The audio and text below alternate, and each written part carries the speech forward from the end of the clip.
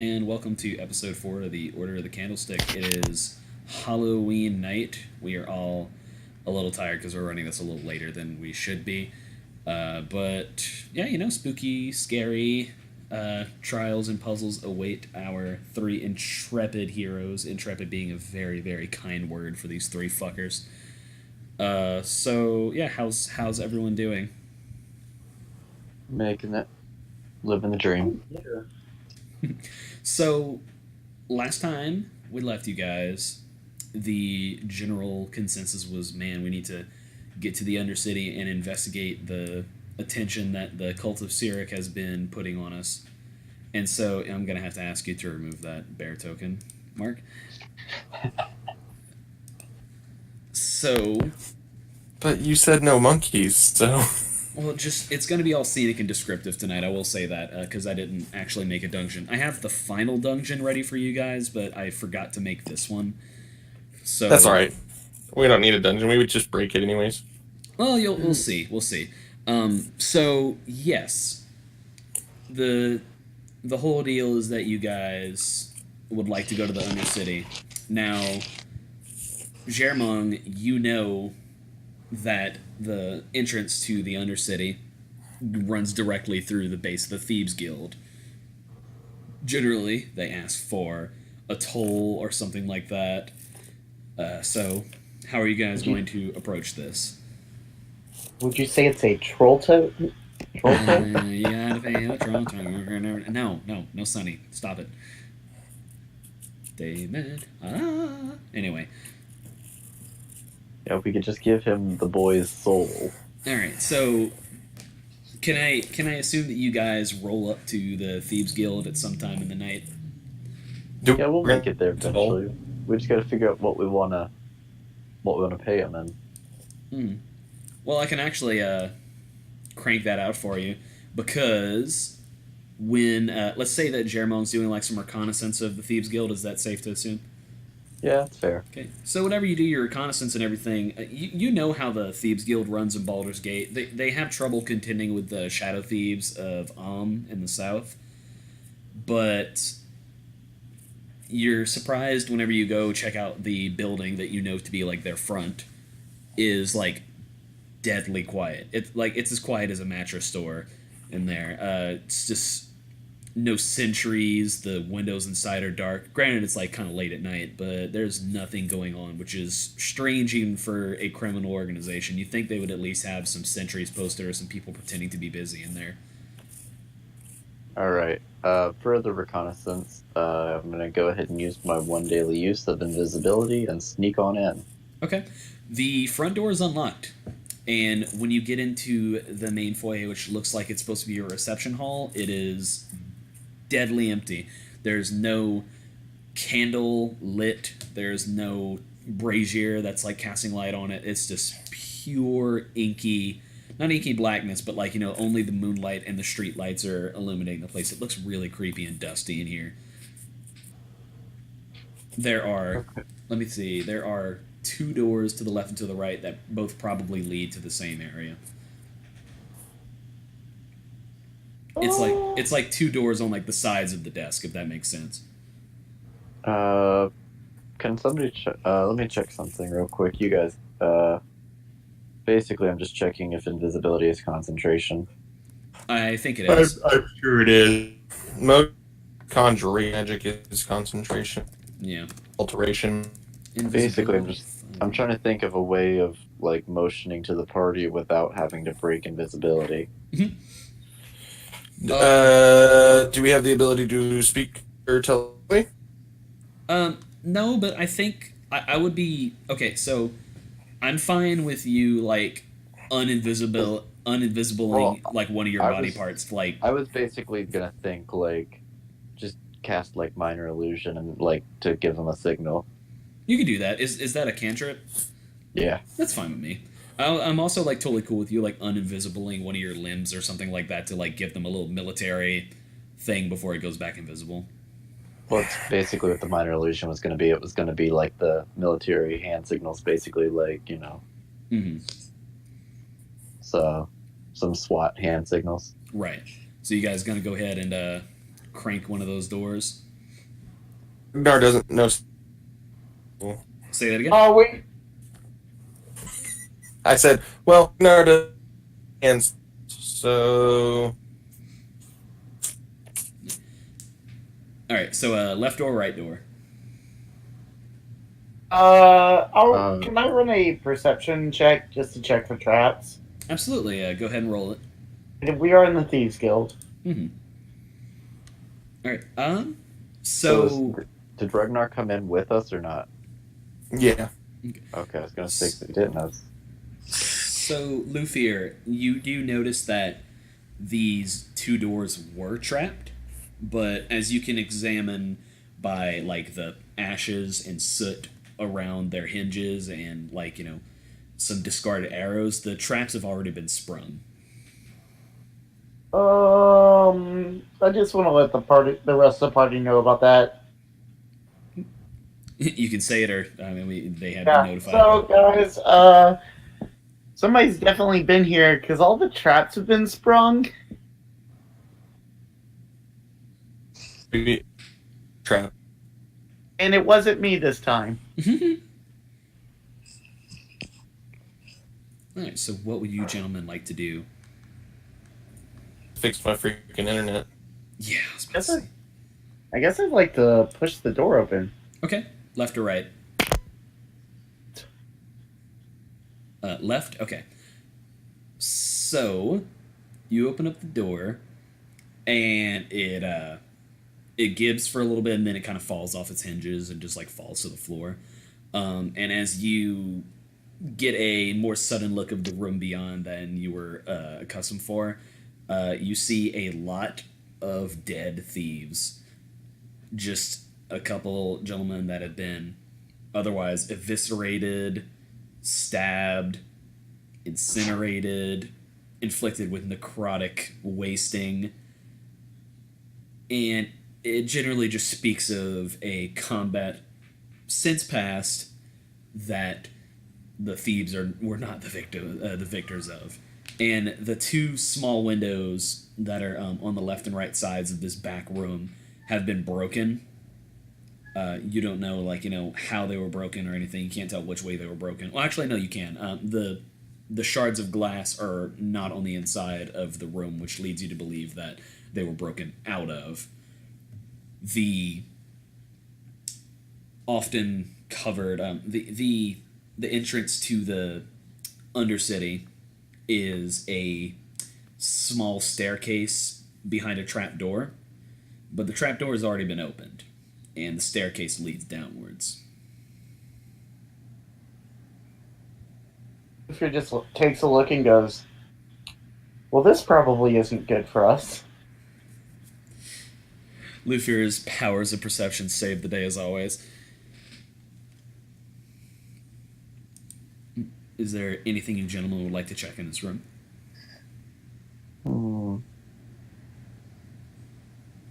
Can we loot the bodies? You can definitely go for it. So, checking the bodies of all the thieves, a lot of their possessions have been rendered very damaged by the combat. I will say, can you give me investigation, Lufer? Yes, 1 second. Just of a curious. Yeah, you're not really able to find anything particularly of use. A lot of these guys were wearing the standard Thieves Guild's outfits, which is just your basic cobbled. It's fine quality leather, but it's not any more protective. They've got a couple daggers on them, maybe a little bit of change, but it's nothing more than a handful of gold. But you have a feeling that if there were any high-ranking people staffing the Thieves Guild today, they have long since basically beat feet out of town. Okay. I will say take 8 gold pieces if you would like. Yay.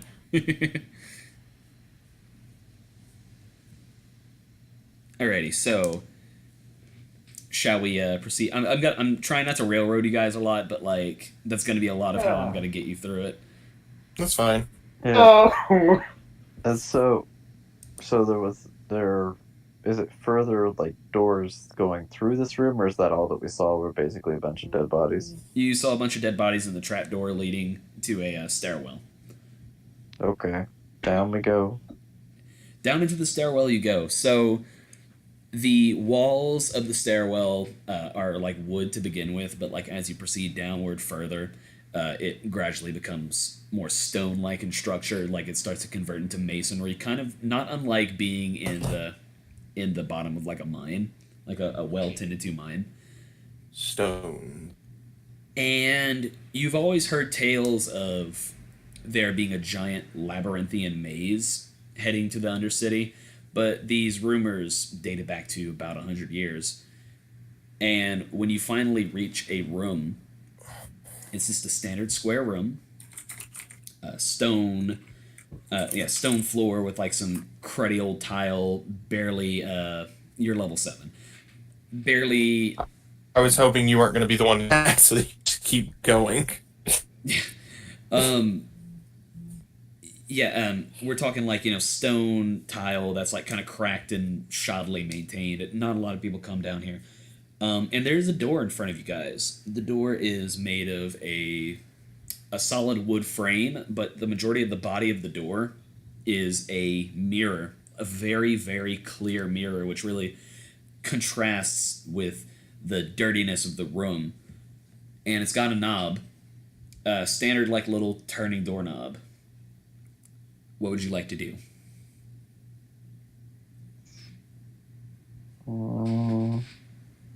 Okay, so it's like a relatively like standard empty-ish room. Oh yeah, there's like jack shit in here. It is like a featureless foyer. There's like a broken pot of flowers in the corner with a little nightstand that has been also destroyed, just rotted away from age. It is only barely lit by like a brazier. Okay, so it's not in or anything. It's dirty. Yeah, it's not a very clean room. Okay. There's nothing in it, and it's not clean. It's dirty and fire. Yeah, just like a very dim one. Okay, so we're safe. Yeah. My first thoughts whenever here the room has nothing in it is gelatinous cube. Oh yeah. Oh man, I thought about it. No, it's going to be. It is going to be a very. It is going to be a very puzzly night for you guys. Well. Jirmong's gonna kind of motion to the party to stay and clear the door, like out of the line of fire, and he's gonna Eldritch Blast the door. All right. So your and fire duck afterwards, just in case it reflects back.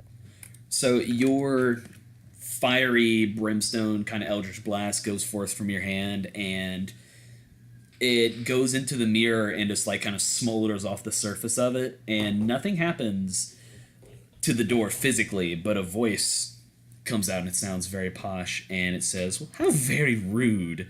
You certainly can't get through acting like that. Such barbarism." And it sounds like it's reverberating through the entire room, but it's pretty clear it's the door that's talking to you. I make love to the door. You what now?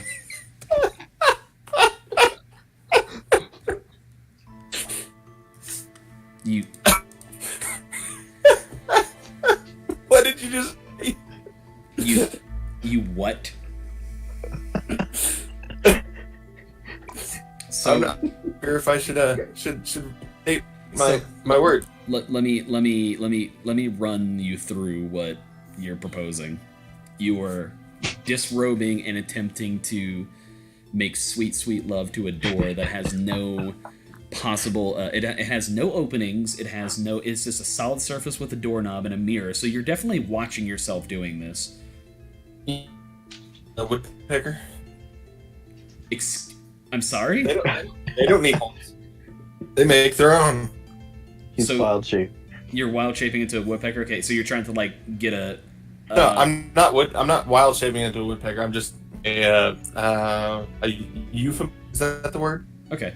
So you're trying to bone the door is what you're telling me. Hey, it needs some tender loving. Okay, so The door. I'm gonna seduce the door. Yeah. All right. So this is the first time. I never thought it would be a door, but I just wanted to like make it a. When I'm the DM, my general consensus is if you want to seduce shit, just like go grab a magazine of Playboy and like leave the game. But because I don't put But up. this is too funny to pass up. I don't put up with this BS. Well, no, it's not that funny because nothing really happens. The door is very comfortable. It's considering filing a lawsuit with HR. I don't know whatever happens to Ragnar can happen to Ragnar, but it's like so very unsanitary and rude. I don't think I would be letting the three of you in at all. Alright. Damn, I thought I needed. Shiramon. Luffy just looks at them and goes, I'm not touching the door. Okay. So when Jeremon cast his Eldritch Blast, did it go into the door or kind of like fizzle off the door? Yeah, it kind of fizzled off and washed over. Okay.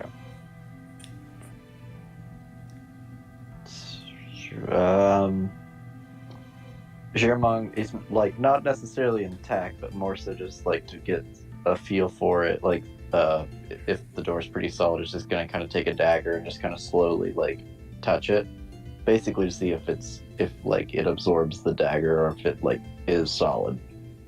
Okay, so you're like not making an attack, but you're just kind of like tapping your dagger to the wall. Yeah. Okay, to the door. Yeah. No. As far as you can tell, that's an extraordinarily solid door, like just an extraordinarily solid mirrored door. Alright. Okay, so the whole thing's a mirror. The whole thing's a mirror with like a wooden frame and a doorknob. And a doorknob. Is there a keyhole? No. No keyhole, just doorknob, and it's tucked. Yes. Are the hinges on our side or the other side? You cannot see hinges. It's probably on the other side. Okay. I'm thinking of all the ways that I can break your game. Fine. We'll talk to the door. Go ahead. You guys contemplate. What would you like to say to the door? Hello, friend. I apologize for my intrusion before. Do you treat all the doors you find in dungeons this way? It's ever so rude. I mean, not always, but I was threatened by your presence. You are very, very formidable, so I was threatened. So I felt I lashed out. I apologize. Scared of your own? Are you scared of your own reflection? That's just chin up. Self-image is a little difficult to work on, but no. It's not my own reflection. You just seem a little out of place. It's a little foreboding. Like a door like you shouldn't be in a dirty old dungeon like this. Okay, and the mirror turns a slightly pinkish reddish hue, and he says, "Oh well, it's very kind of you to say so. Oh, very well, you can go." And the door to Jeremon, the mirror becomes like translucent and like basically looks like a cloud of not a cloud, but it's like a very thin layer of glass. It looks like you could pass through it. To Lufir and Ragnar, it looks the same. Hey, my friends are a little rough around the edge, but they mean well. Could you let them pass through as well? I'll have to make that decision for each of them. Luffy just looks at him and goes, I told you I'm not touching the door. Alright, well, you guys... You guys... do your own thing. Figure this out. Just kind of confirming with you, my good friend. If I go through, can I easily pass back out? Oh, but of course. Such a polite gentleman like yourself. Alright, Jeremon like kind of peeks his head through to see if there's anything right on the other side. Nah, you just see another room with another door. This one, the door in the next room is a solid black, like iron. It's got the symbol of Cyric in the middle, and it's like split down the middle, like kind of like a set of double doors. And there's some words on the top of it and like an arc, but you can't see, you can't really read them until you enter the room. Looks like we got another fancy door, guys. I'm sure you guys are gonna take your dear sweet time, so I'll see you on the other side, and I'm gonna probably take a quick nap. So he goes in and just kind of sits in the corner and waits. All right. So how would you gentlemen like to approach the door? Luffy's just gonna be like, look, talking door, what's it gonna take? Because I got, like, things to do and don't really have time to wait around here. Oh, but there's always time for formality, darling. You're being rather brusque, aren't you? I hate being formal. How long did it take us to get down here? It took you guys you mean like how long it took you to get down the stairwell? Like down to where we are from up in. It was like a 2 to 3 minute jaunt. I was about to say, Luffy Be just had a right great back idea. in 2 to 3 minutes. You just had a great idea. So that store where I bought my first costume is across the street from the Thieves Guild, right? Yes. Could I go haggle to... Alright, even better. Can I just go upstairs and try to haggle together a thievish looking costume? I mean, yeah, if you would like to. Dude, we're gonna do it. Here we go. All I right. hope you got rolls ready for this door because we're about to roll a check. There's a very clear solution that you've seen Jermong perform already, but the disguise will cost you 8 gold. Jermong's the person in the group, okay? Yeah, but the disguise costs you exactly 8 gold. Cool. Here we go. Oh, Yeah. So you're dressed as a. a thief? Yeah. I Okay. guess- The door's like, oh, you're just like the men upstairs, the men and women upstairs, always so brusque, always so quick to get on with their lives, never have any time to stop and just smell the daisies and just be kind to a lonely door, and it does not change. How are you in the basement of the Thieves Guild? It wasn't the Thieves Guild that built me, darling. Very Oh, frustrating. that's it. Yeah. So Ragnar. Mark messaged me. He said that Ragnar goes back to the shop. He grabs his suit and combs his hair and grabs flowers. And so when you enter the room again, at the door is like, oh, what a nice change of pace. Oh, you look absolutely ravishing, darling. I brought you some flowers. How very polite. Oh, you certainly know how to make a door feel appreciated. And the mirror translucates like it did for Jermong, and you can now pass through. Meanwhile, I Call's look gonna walk up At the and... door and I eat the flowers. Gone Oh my through. God. Stupid door. After you pass through, it seals up, and you can't pass back through it. Oh, Fine. no. Fuck this door. All right. Call Your just hair walks mom up and kind of gives it... Taking a nap in the corner. What is Caldoggo doing? Just walks up and kind of gives it a nice little nuzzle. And Yeah. like, it's just generally dog friendly. Call doesn't even have to do anything. Call can pass through immediately because dogs are the most polite creatures on earth. Wow! I know how I'm getting back through. At this point, Looper is obviously agitated. He's like, I just don't understand. What's to not understand about formality and politeness, darling? Manners, of course. Oh my gosh. Stomping around. Jermong casts his invisible mage hand and kind of makes it to where Luffy, like, he kind of forces him into a bowing position. Lufir, do you attempt Hey, to resist Chan. this? Looper's like, what the heck is going on? Yeah, no. It doesn't. It's like no strength. So if he resists it at all, it's not gonna work. Yeah, Yeah. it's got a 5-pound limit. Cool. Oh So wow. it's kind of a nudge more than anything. So if he resists it at all, like, So Lufir is just like thrashing around in here with his door. Let's figure out the second. It's gonna take Luffy a while. Okay, so the second door is this is another room that is like totally. This room does not have any light in it whatsoever, and it's even in a more dilapidated condition than the first one. Okay. The door is made of like solid blackish iron, and Okay. above it, it's a double door. Above it reads the words, "Speak the way of the Prince of Lies, lest these riddles claim thy lives." Looper's finally just like, listen, can I please go through the door? My friends are over there. We have a quest to do. And the door's like, good enough, and it turns translucent, and you can pass The through. Looper's like, finally. okay, read it again. Speak the way. Let me type it Sorry. in. No, you're fine. Speak the way of the Prince of Lies, lest these riddles claim thy lives. I'm gonna do some history right now. Do we know of any figure that would be known as the Prince of Lies? That's definitely Cyric. Oh. I'm gonna do some religion. Okay, what would you like to know? Cyric's the Prince of Lies, like how he would speak. Like what do we know about Cyric? Well, Cyric is... Well, he usurped the throne of Bhaal. He overtook the position of the god of murder, deceit, trickery, and lies. He's generally the patron of, like, all... Okay. Like, you know, evil charlatans. Generally. Does he speak mostly common, or does he have a primary language?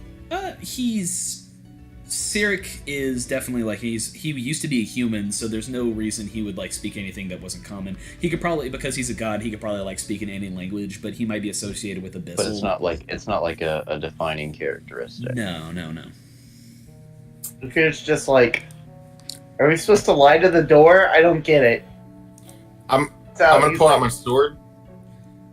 Luther's just like, I hate everybody here. I wish they'd die. Is that? Do you really mean that? Oh my god. No, it's a lie. Okay.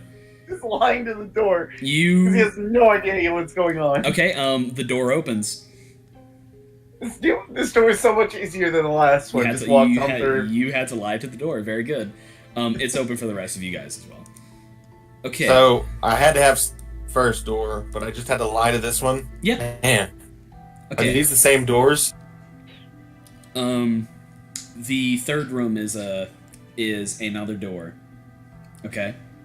So this room is again another square, but it's, when I say that like they've been progressing in like levels of dilapidation, this one feels more like you're inside of a cave than a constructed room by human hands. There's like moss on the ground, some dirt and everything. And the door before you is not so much of a door as it is a solid rectangle of just dirt. And anyone with like any kind of instance of arcana knowledge realizes this is very magical dirt. But it's a nice cozy room according to Ragnar's standards, but yeah, there might be like a couple worms squirming around or like some rats or anything. And and there's also like a soft dripping of water droplets from the ceiling, because the ceiling isn't that great.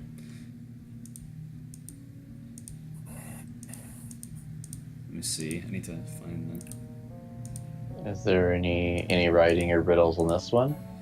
So Or when just you some dirt? no, let me see. When you get closer to it, the dirt that comprises the rectangle kind of pushes inwards into like these indentations that eventually read out a inscription that says, "I run smoother than most any rhyme. I love to fall, but cannot climb." And I will... You gonna type that? Yeah. And I'll put that in the, because I forgot that Isaac can't see Roll20 right now. Yep. Ice on the door. You do what? Spit on the door. Fantastic. All right, yeah, the door immediately crumbles into wet sand, and you were able to pass. Wow, man, you guys are fucking killing this. All right. It's like, yeah, it's water, right? Let me see. You're like particular fluid. I need to... God, like, you guys are... I was, like, planning on using the time you were using to figure out the puzzles to, like, look up more puzzles, but... Oh, shit. So if we catch up with you and you... I mean, right? I mean... Alright, Jesus, no. Oh, man, like, it seriously just, like, destroyed what I was thinking of doing. No, you know what? So, when you guys pass through that dirt, it leads into an actual cavernous passage. And you guys proceed forward either with your... you guys still have that ever-burning torch, right? I mean, I have yeah, dark we all vision. have, we all have Yeah, like, dark you all have vision. dark vision, so it's really not that big of a deal. Unless it's magic darkness. Okay. It's really not. You guys can see totally fine. And after a couple twists and turns, you find yourself in a circular room. And there is a break in it, which leads you to believe that you're now underground in some sort of like cave system. And there's a break in the ceiling that is somehow letting a tiny sliver of moonlight in on a tiny sapling that is perched on like this stone cairn with like a tiny little circle of dirt in it. It's a very tiny like oak sapling.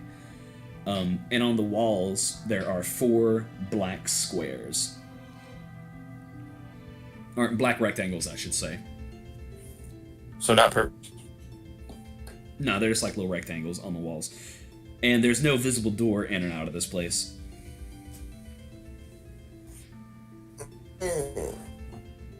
Okay. Do the rectangles look like they would be like soot, dirt, or something that could be like wiped clean? Or like something, if there might be something underneath them? Would you like to mess with them or like interact with them in any way? I don't want to touch them yet. I just want to observe like they're like the material of the rectangle, like if it's dirt, soot, something like, or if it's part of the wall. So, whenever you get closer to these rectangles on the wall, they are jutting out a little bit as if they're like painting frames, like black wood, and the actual rectangles themselves within the frames are like a vinyl, kind of like we'll say canvas, like painting canvas. And if you look really closely at it, you can make out some shapes, but you can't quite tell what it is whenever they're all dark like this.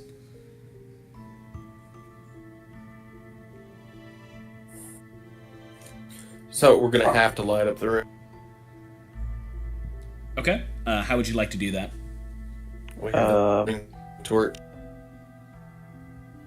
Okay, so as you strike up the torch, the second... so I'm gonna like, whenever I refer to the rectangles, I'm gonna be assuming the first one is all the way to the left and the last one is all the way to the right. So the second rectangle lights up, and it is a image of a rising sun over the hill. And the sapling twists and turns a little bit and kind of like reacts to the flame and then like retreats back to its normal size. And then the second rectangle fades away. Back to blackness.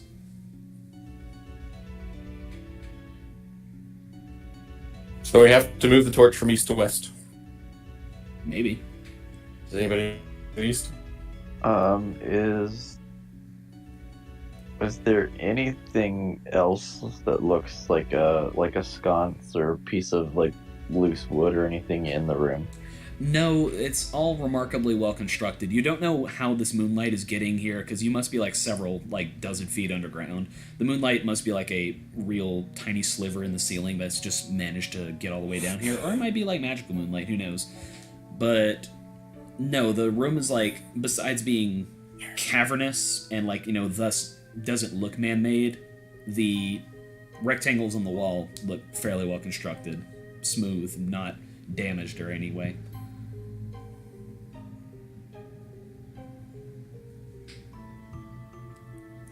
I will say that whenever the rising sun on the second rectangle lit up, whenever it went back to being dim, you could see the outline of the rising sun, which gives you more of a clue of what each rectangle's general shape is whenever they're not lit. The first rectangle, I'm going to type this out in the Discord so you guys can like keep track of this. The first rectangle is that of a flower. Second rectangle is that of a rising sun. The third rectangle is that of a leaf. And the fourth rectangle is that of a withered branch. None of them are currently lit up. The rising sun one lights up if you bring the torch close to it, but it goes dim after a few seconds. Can we take it towards the flower one then? Whenever you take the torch to the flower one, nothing happens. Nothing happens. We take it to the rising sun, it lights up. Okay. So the little sapling, is there like a loose branch or something that I could pull off of it that wouldn't like completely like take up like 90% of the sap? Like how big is this sapling? The sapling is like a few inches tall. It looks like a kid's science project.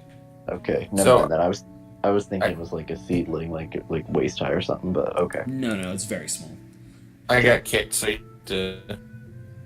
No, you're good. Makes No, basically, do you know what's like all the rectangles are depicting?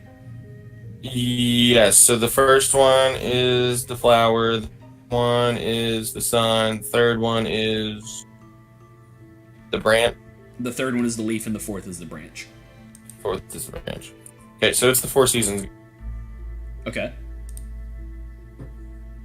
Oh, How do we- Okay. Which one's- Represent that, though? any of them? Wait, say that again? One's lit up.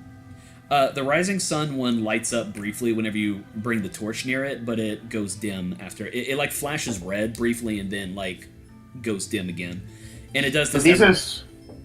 these are square indentations in the wall. They're more like paintings hanging on the wall. Paintings hanging on the wall. Okay. I'm trying to think how to do this, but trying to invoke the fourth one with like the withering and like death of winter. You know what? Actually, Germont, whenever you approach it, the fourth one, it does light up and shows a black wither branch on a white background. You don't know why you getting near it lights it up, but if Lufir and Ragnar do approach it, it does not light up. And again, it only does so briefly before going black again, like turns red briefly and then goes black again. I'm going to.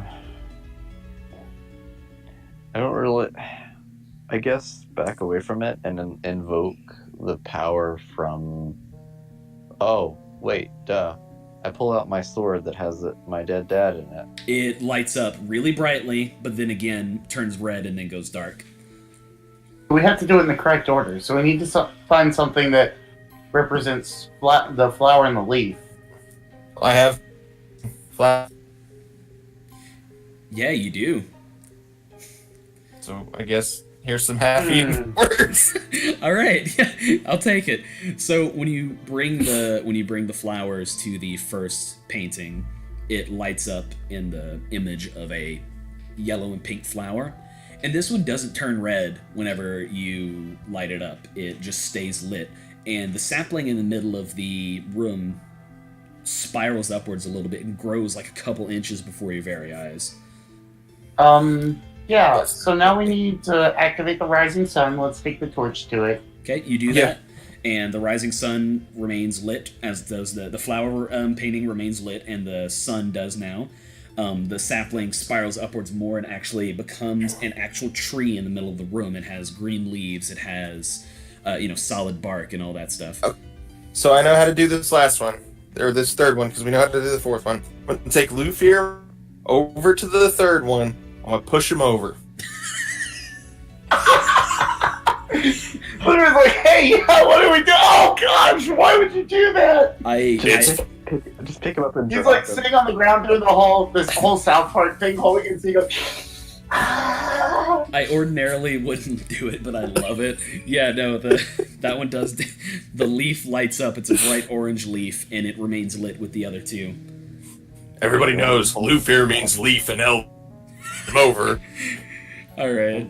And Jermong holds up his sword to the final rectangle. So after the third rectangle, the tree grew and twisted a little more into like the autumn colors, and whenever you lift Luxol up to the fourth painting, it lights it up, and all four paintings are lit, and the sapling gnarls and twists and then dies like super rapidly. Actually, to Ragnar, like it's kind of disturbing to watch nature act so quickly. It's not nature, it's man. Yeah, you're right. This it's version. It's not real. So yeah, the tree gnarls and eventually shrinks back down to a solid patch of dirt. The four paintings go dim completely, and you hear a distant voice that says, "In death so shall we pass." And a space between the paintings are in two sets of two, and in between the two of them, a stone wall opens, allowing passage. Very well, guys. You solved my little seasons puzzle. Okay. So, proceeding through this little cavern, you guys are finally in the Undercity proper. I don't know if any of your characters have ever been to the Underdark, but this strikes a remarkably similar cadence to you. If you've ever read about it or know anything about it, it is a deep cavernous system, but the air is very tepid. It's not particularly easy to breathe down here. It just breathing is kind of laborious down here. The air is thick, and you can swear you hear slight chittering and murmuring. Not very human murmuring, almost like moaning. Didn't I was part Dwergar? Wait, I'm sorry? Didn't I tell you Ragnar's part Dwergar? Wait, he's part... No, you had to clear this shit with me. Yeah, no. Fuck off. He's a fucking mountain dwarf. You know. No, I would totally allow him to be a beach dwarf since he's from Tethir, but, no. His son, Dwergar. He's a what? His part Dwergar. Okay. Gearmong's actually from the Nine Hells, so this is... No, he is not from the Nine Hells. Wait, I got it. We know a guy. No, you don't know a guy down here. You've never been down here before in your life. The mystical power of we know a guy does not work down here in the Undercity. Alright, Gearmong knows a guy, and he looks over at Luthier and says, "Hey, Hello. Luthier's the guy." Hey, we know you. We know you, buddy. You have used your one I know a guy for the session. Wow.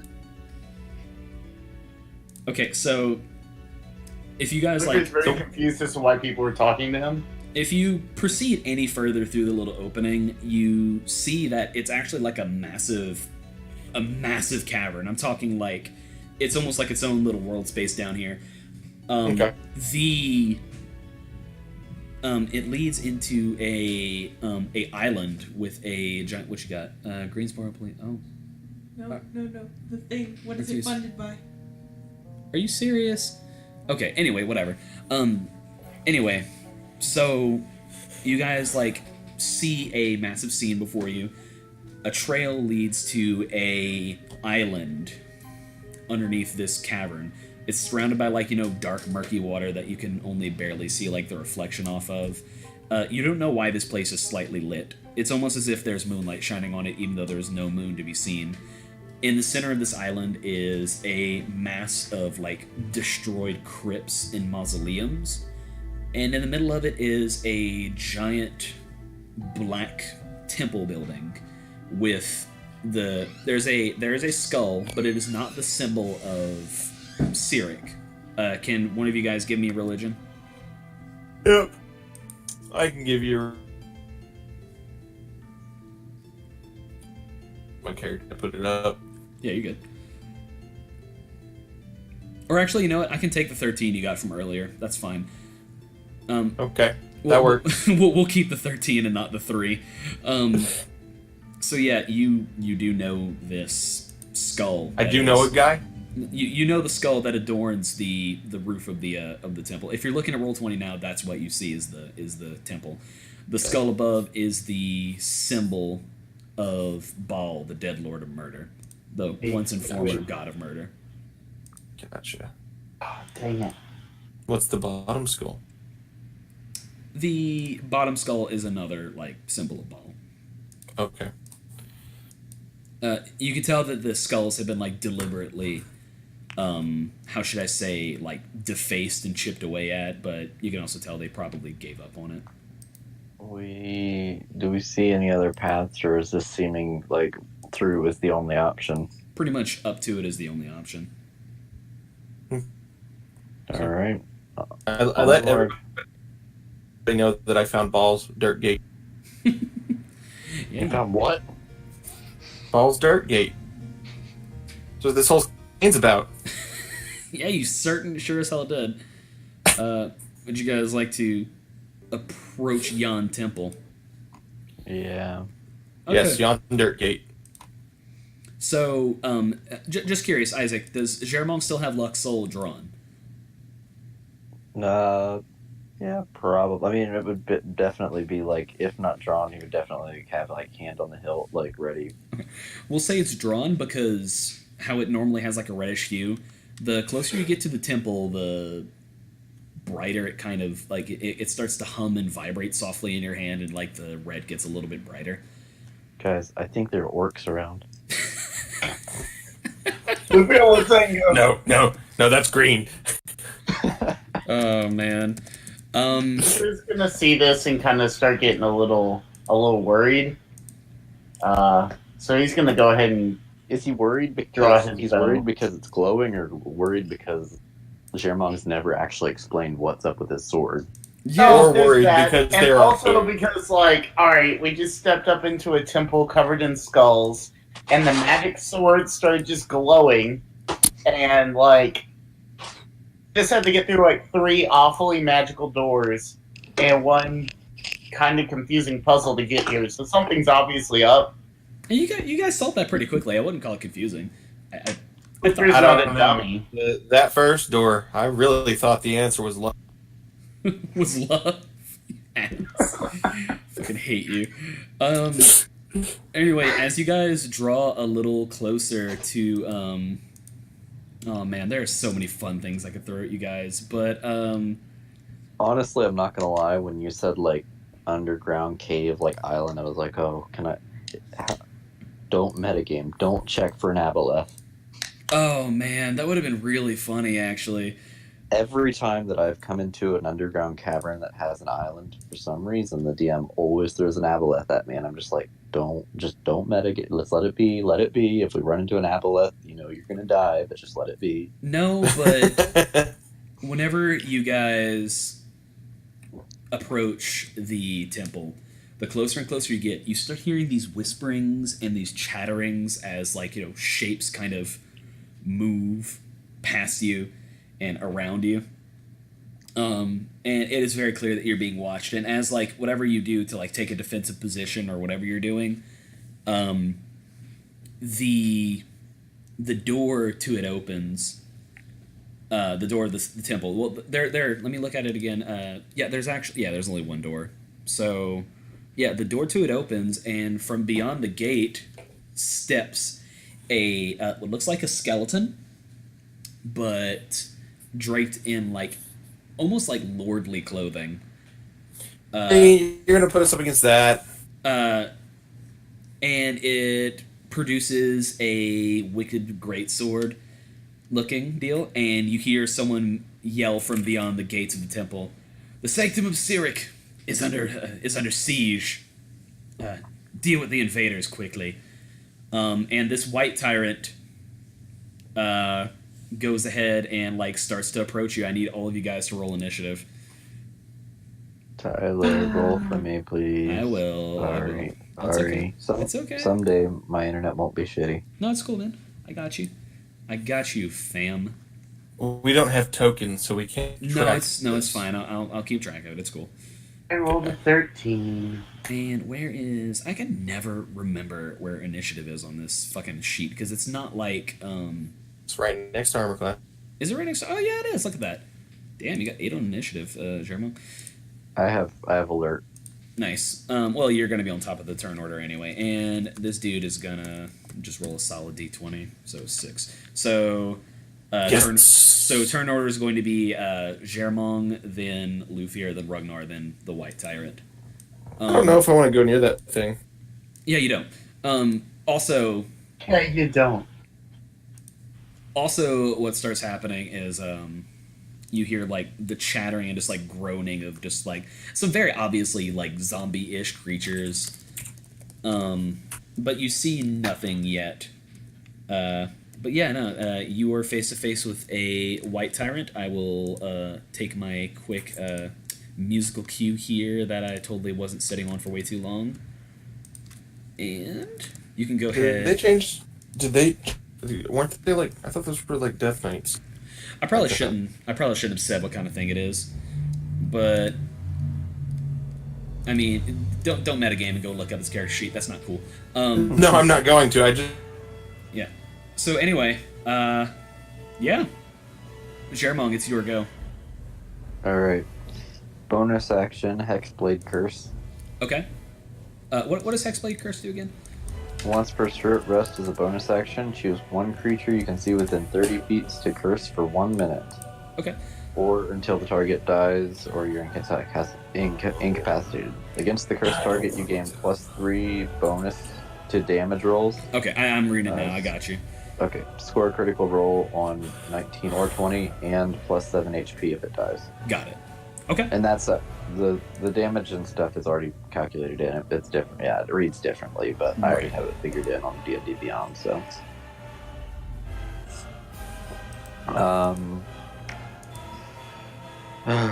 Luker's like, curse the boat, now this. Gosh darn it. I'm gonna do 2 Pew Pew Eldritch Blasts. Okay. Let me roll that. Thank you so much for having this out there. So is Eldritch Blast on AC thing? Yes, it is on AC. Okay. And it's a D20 +8 to hit. Right. Why is Isaac rolling his stuff? I'm rolling it for My you. internet's shitty. Oh, did it? Is your Repeat that, dude. exactly? No, yeah, both of your Eldritch Blasts go forth and just, like, pass. The White Lord actually moves with, like, surprising agility and kind of just, like, leans out of the way. Kind of like, whenever Cell dodged that blast from Goku. Or maybe it was Goku who dodged it. Whatever. Anyway, it is now Lufir's turn. Okay, just a second. Just out of curiosity, since I can't see, can you tell me if my rolls were good or if it was just like... You rolled a 12 and a 16. Okay. Total, after modifiers. Okay. Okay. Luker's going to use his bonus action into Ragnar. Wait, what? Oh, that's right, you can Bardic Inspiration now! I'm so I'm proud of about you! to inspire Wait, you're giving me Ragnar. inspiration? Inspire the shit out of you. Yeah, so, Yes. I play a bard. Do you know what Bardic Inspiration does? Yes, I have to either say words of encouragement or sing a song that that grants him, what, 1d6? Yeah, 1d6 that he can spend on a, well, he can't spend it on an attack or a AC roll because you're not a Valor Bard, but he can spend it on, like, I can tell you exactly what you can spend it on. I have it here. yeah. Ability check, an attack roll, or a saving throw. Okay.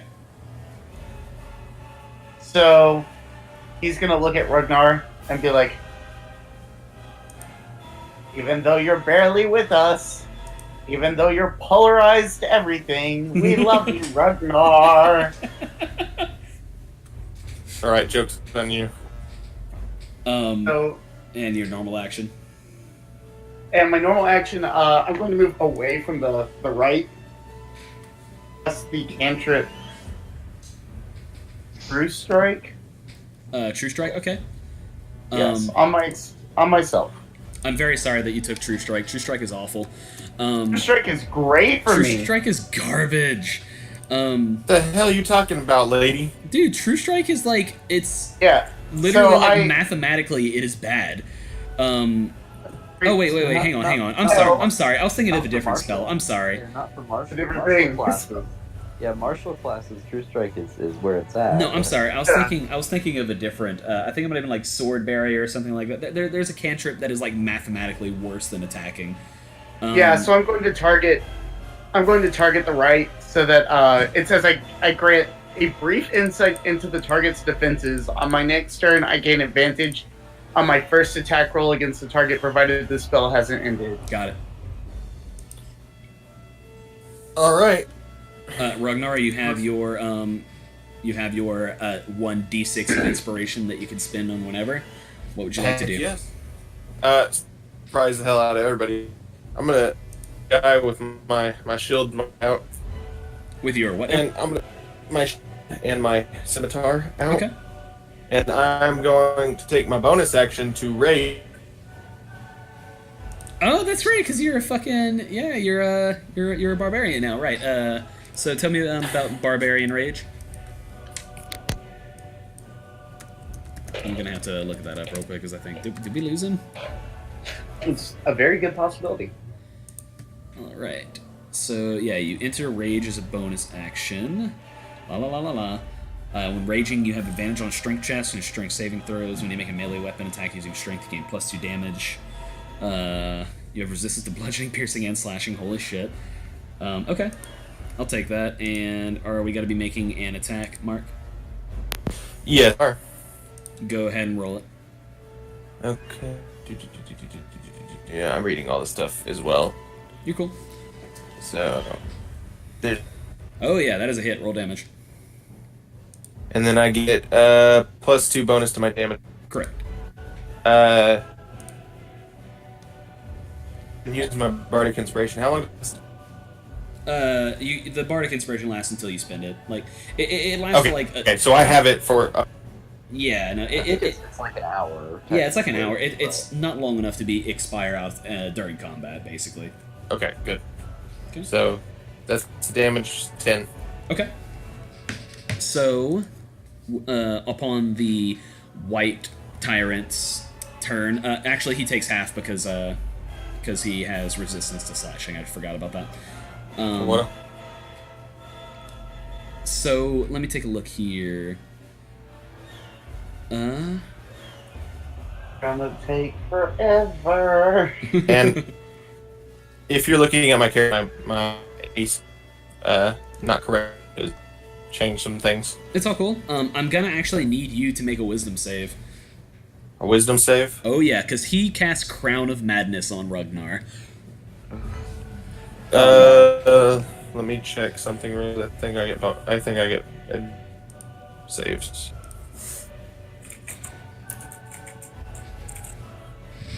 What the heck? Is that not showing up?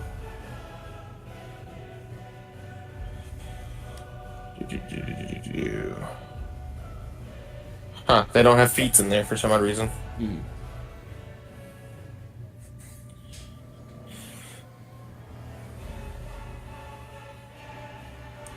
Okay. Yeah, so you've got a DC 14 wisdom save to contend with. Yeah, I was just seeing if my war feat gave me advantage on that. No, it does not. It's only your concentration rolls, I think. No, there's like 3 different parts to it. That's bullshit. But yeah, we'll make the wisdom save.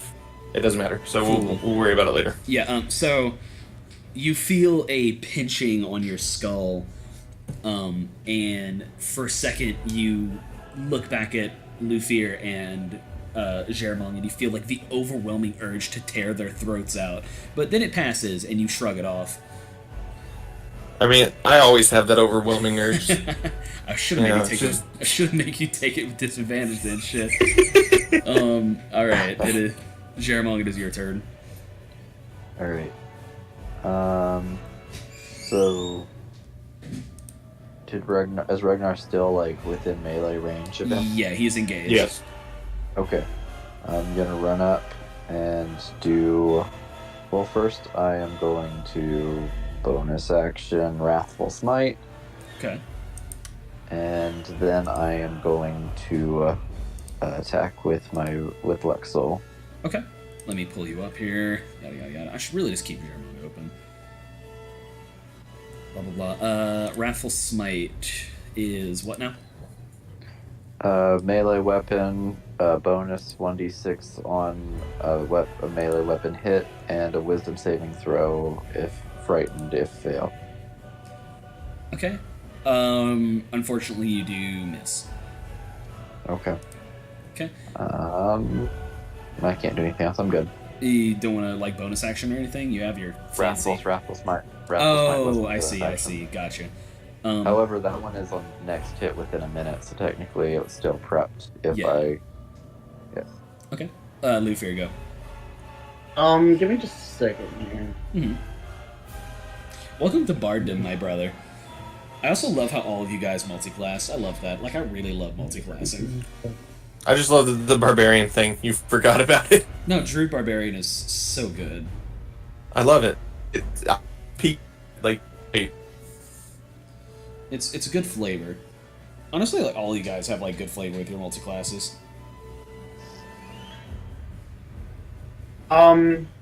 So he's taking damage, right? He has, yes. He's taken 5 damage. Well, that means I can do some things. So Oh yeah. 'cause Luther's you have- gonna. okay. I have a couple things. Okay. So Luther's gonna move to a more advantageous point. Okay, there are plenty of rock faces and like old crypts that you can stand on.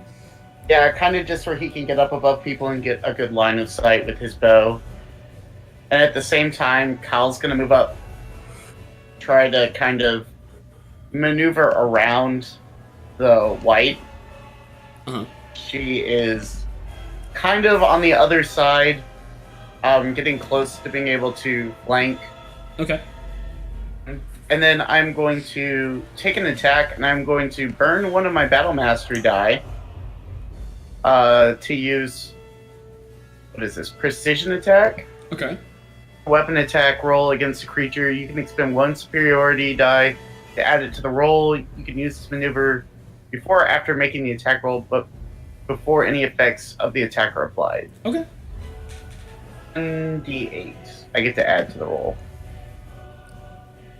So, let's see here. We'll take... Oh, first. Oh yeah, that is defo a hit. Yeah, so we'll take the attack here. Oh, and Eladier is magical, so he doesn't have Yep. resistance to that. Yep. Plus Colossus Slayer is going to trigger. Cool. It's going to add another 1d8 worth of damage. That is fine. Roll the damage and So- your bonus sees. So 6 it'll be piercing. 6. What is it? /R. Yes, /R, then D, whatever. 2d8. Okay. So 10. Yep. So you do 16 damage in total. Cool. And is that? And then yeah, I'm I was gonna- about to say. And then I get another attack with the bow. Do it. Okay, and that is a miss, my friend. Okay. So yeah, like your first shot, like sticks it into a. I have to say that the white is more of a fleshy kind of zombie creature than a skeleton. So you do like get a good shot into like basically where its jugular would be, but since this thing is undead, it doesn't really slow it down that much. But it Yeah. does like make a little shrieking noise and then like dodges out of your second arrow, bringing the turn to order to Ragnar. I have to take my bardic inspiration. Do I have to use that before? You can do it before I declare it a hit or a miss.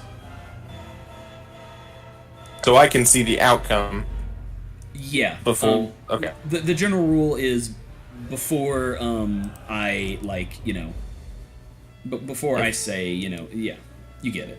Well, whenever I attack, like, don't be like, oh yeah, that misses or that hits, right? Yeah, right. I'm also checking something. I'm also being like pretty liberal about it, like really. I don't know how it worked. I've never played a bard in this edition. It's you get a bonus die to add to whatever roll you make, except for damage and AC.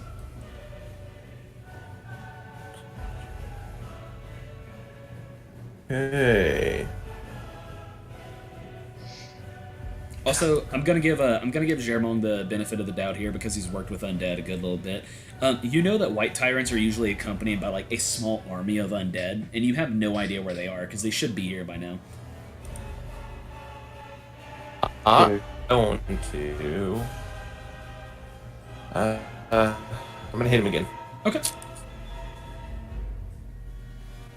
You guys are rolling like garbage today, but you I'm can. gonna use my bardic. Okay. It's a D6. Yes. Yeah. 17. Yeah. No. Sorry. That's all right. I honestly didn't figure I was gonna hit. Yeah. It's all good. Alrighty. And now my screen. What the hell? So. Let me see here. You're using strength to do all your things, right? Yeah. I'm trying to figure out what he's gonna do here. So the first thing he's going to do. Where's your long? Okay, so yeah, first thing he's going to do is make a longsword attack at Ragnar. I don't actually have his stats imported to roll 20, so I'm just rolling it like this. 25 is a hit. Probably. Okay, so /R. Don't you take? Is it half damage or is the AC doubled or something? Rage. You take half damage. Rage? That's it. Yeah. I take half damage. Okay, so yeah, you take 4 damage. How long does that last? Got 10 rounds of this. Okay. And then he's going to use his life drain attack on you. Okay. 23. Do I have to roll anything on that? You have to make a Constitution saving throw.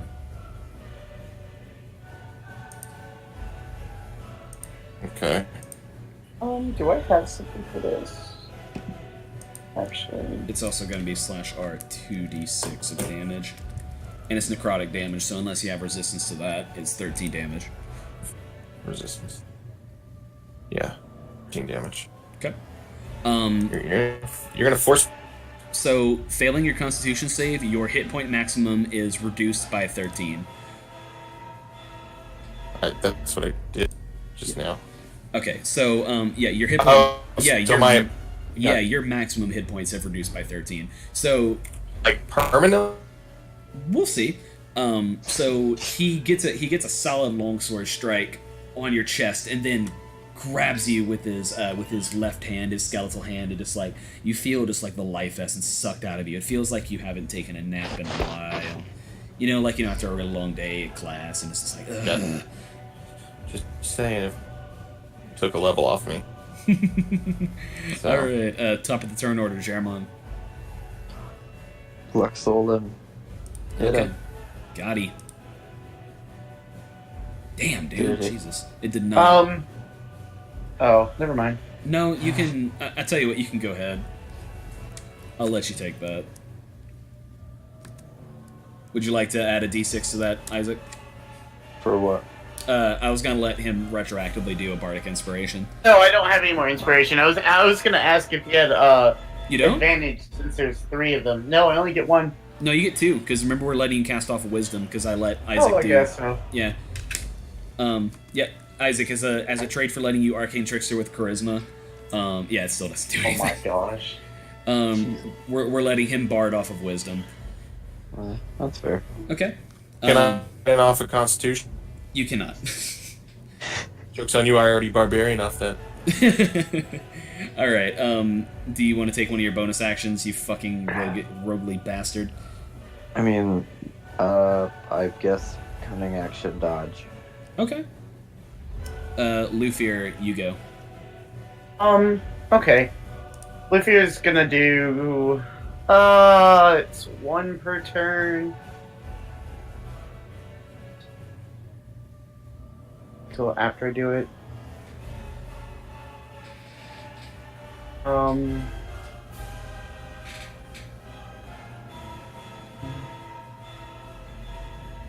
Or after making the attack roll. So I can make the attack roll first. Yeah. Make the decision then. Okay, we're gonna go ahead and attack again. All right. That's actually a miss. Then before heck. Differently. Make another attack. You now know his. Okay. You now know his AC. It's 18. Okay. And then before damage, we're going to make it a trip attack. I'm going to expend another battle mastery die. Oh shit, son. So okay, so you triple your damage. No. I'm going to physically trip him. Oh. When you hit a creature with a weapon attack, you can expend 1 superiority die to attempt to knock the target down. You add the superiority die to the attack's damage roll, and if the target is large or smaller, you must make a strength saving throw. You knock the target prone. All right, I like that. 12 plus it'll be /R. /R d20 plus 4. So yeah. That helps me. So 9, 10, 11, 12. He has to beat a 13. Yeah, no, he failed. He is now yeah. So like you would you like to apply Eladir's ability to that? Because I have an idea. Yes, sure. We will apply Eladir's ability to this, which, if I remember correctly, You means push that him. he gets pushed a fair distance. Mm-hmm. So we're not working Push with the fair. Now, what the hell you doing? It's in my grasp. So, well, actually, what happens here is that, he's... 3d6 spaces in the direction the arrow was fired, so from me. We're not going to worry about spaces right now. Yeah. So you rolled a 9 on damage plus 4, so 13 damage. Yeah. And actually, the supernatural force behind your arrow culminates in a crystal lance that just fires forth and pushes him back into a crumbling mausoleum, like a single tomb mausoleum. Opportunity attack. Okay. I can totally let you do that because he's flying past you. Oh wait, is there an opportunity attack? Yes, you can make one too. That's a great idea. Good job, guys. Where's Luxol? I'll let you do a Luxol attack. Luxol's a critical fail. I'm sorry. Jesus. That's also a miss. Sorry. What was his armor class? He's in 18 armor class. Tygo's the defender. Okay, so even prone. Oh shit, that's He right. is prone. Yeah. All right. So you get advantage on it. So Luxol does hit for 9 piercing. All right. 9 piercing plus. That's technically my Wrathful Smite, so that's a D6 bonus damage plus a 16 Wisdom save. Okay. So /R D6, 5, and what is the Wisdom save for? One more time. It's a DC 16, or they will be frightened. Okay. I didn't make my hit. I love how undead can be frightened. I almost don't like that. Yeah, but he rolled 19, so it doesn't matter. So Okay, just clarifying rules. Opportunity attacks. Do I get sneak attack out of opportunity? he was engaged with 3 of them. So that's 3d6 there. Call also was there, so that 3. right. Yeah, God. 3d6. He's gonna take 5. Yeah. So -10, then -5. So let me just narrate everything that just happened in this fucking turn of combat. So yeah, your crystal lance that formed from your bow, which by the way is the exact same color as the memory crystals, but it doesn't trigger memories or anything. Just nails this dude in center mass, and the White Lord is pushed back into a crumbling mausoleum that shatters completely and falls in on him. And while he's flying through the air, Germont gets a slice off, Cal bites him on the ankle as he goes up, and Ragnar tries to swish but misses. And he'll take an extra. I'll go ahead and double your 9, so he'll take an extra 9 damage from the fall from the mausoleum, and he arises from the crumbled mausoleum, missing a left arm, which is now just crushed and removed from him. He still has his long sword in his right hand, but Did he have a shield in his left hand? He did not. It was a free hand. He has 18 Okay. from plate armor. He's gonna have to use his turn to get back up, right? Oh yeah, that's right. He is prone. Was Shit, that you're owl? right. Okay, yeah, no. So he's as far as you guys know. I'm sorry. I'm still really fast and loose with combat rules. That's That's okay. fine. Yeah. So That's no. what we're here for. Yeah, no. He's within this crumbled mausoleum. As far as you guys know, this dude's down, but you probably know better than that.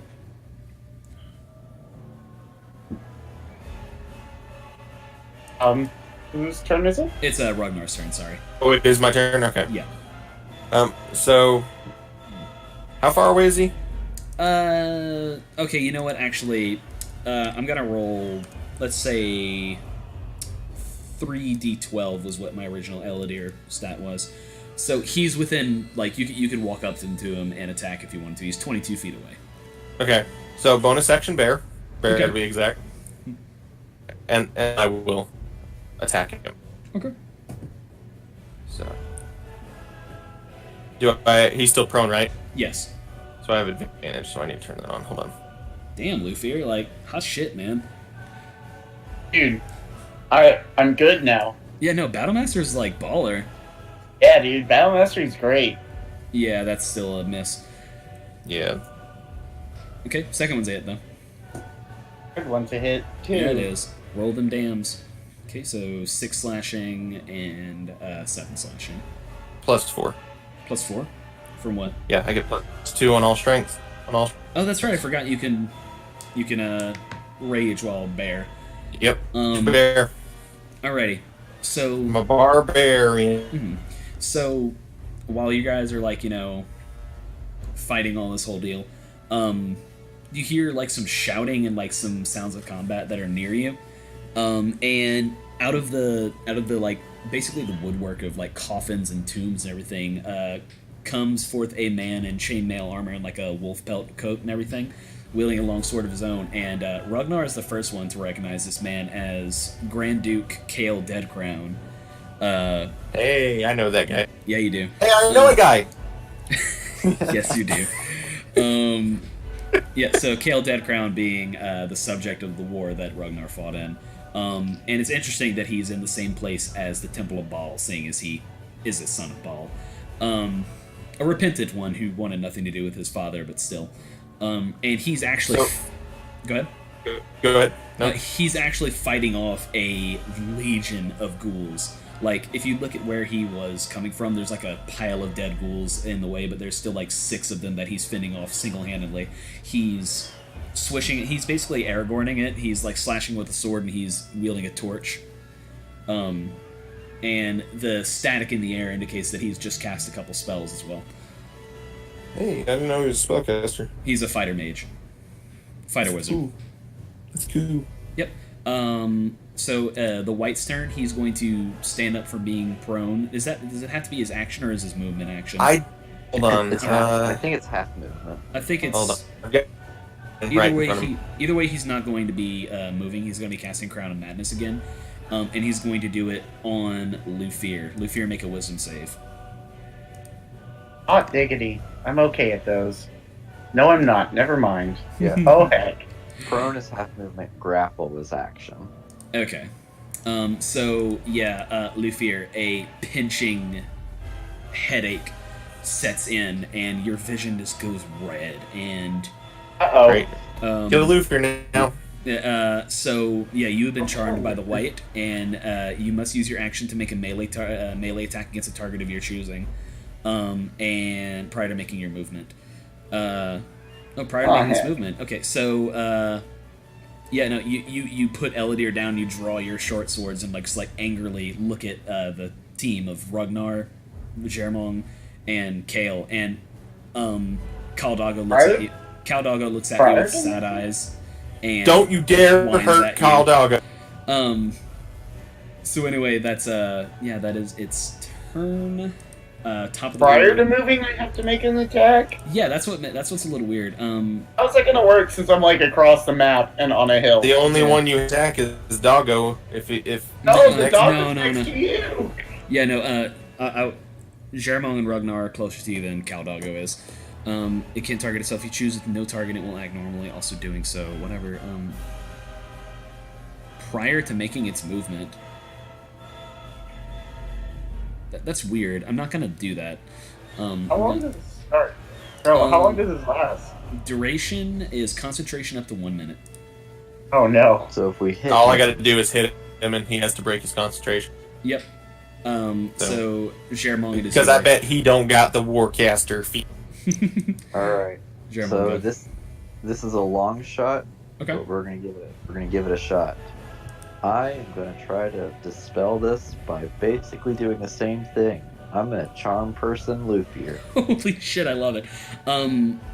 So DC Wisdom. So what we're going to do is we're gonna actually what we're gonna do is you're going to be competing against his spellcasting. So he has a +6 to hit with spell attacks. What is yours? Mine. Let's see. I think Mine you're would be a +8 spell attack. Yeah. So I'm gonna roll his, and then yours. He rolled an 18. Oh yeah, no, you fucking. So yeah, what happens is you raise your hand and cast Charm Person, and you force his way out of Lufir's brain. Lufir, Jermon looks really good. You don't feel like killing him anymore, but like, man, he has like this rugged little twist to his face, and he's got like a little bit of a foxy grandpa thing going on ever since the sword thing, and he looks pretty nice. He's almost as pretty as the mirror door. Just looks at him and go, "Wow, Jeremon, did you do something different with your horns?"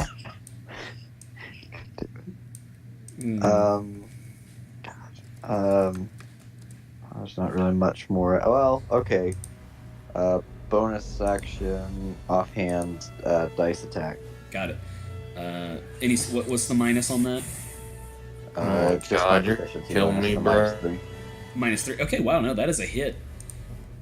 So 9 magical damage, and then I'm going to /R d20. A 7, no additional effect. Okay. Yes. Thank goodness. Dude, I'm waiting for you to roll a 20 on Vriska Sorkat's die, because, man, I have some shit. Like, fun fact, the very first one I had loaded was Gravity Stops Working.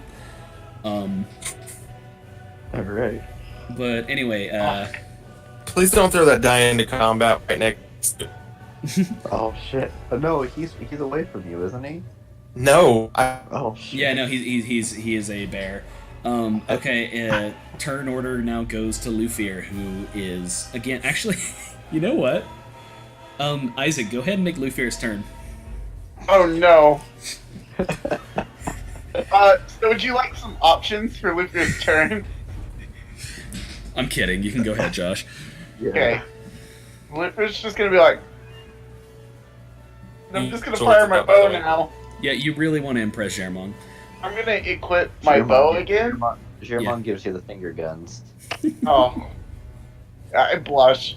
Make an attack at disadvantage, this is really funny. Oh no, stop! Don't have your bow. Yeah, no, that doesn't hit, but you can make your second at normal. Okay, yeah, it's damage. Can you guys hear me? and then we're gonna No, add- no, he dropped his bow, like, next to himself. He was able to pick it up. Okay. And then we're gonna Oh, yeah, sorry, I didn't mean to do that. Why is it clicking twice for me? rolling my attacks for me now. No, you can go ahead and roll your damage. Oh, 12 piercing, nice. 12 plus Colossus Slayer, so Okay. R1B.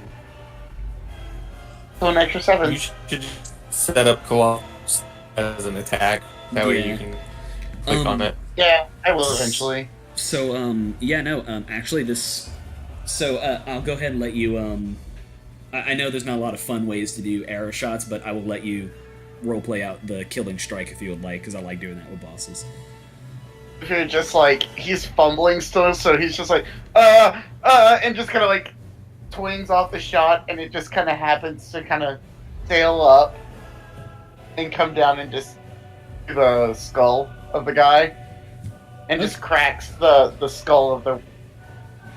Yeah, no, the skull cracks in half and basically poops into dust, and the White Lord falls down, and falls dead.